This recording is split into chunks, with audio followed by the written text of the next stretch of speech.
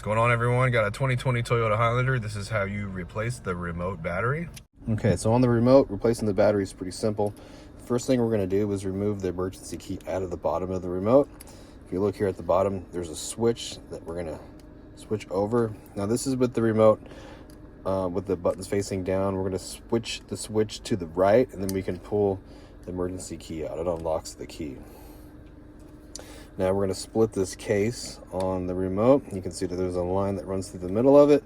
And right here, there is a little slot right here that's perfect for a flathead screwdriver that we're going to use to just pop the remote open, okay? Once we do that, take the back cover off.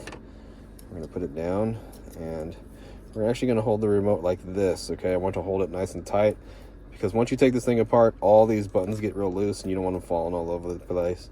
So just hold it like this. Now there's another slot right here in the fob that allows you to pry the battery out with a little flathead screwdriver. And once you get it out, get your new battery. I'll show you what size the new battery is. The new size for the new battery is going to be a CR2032.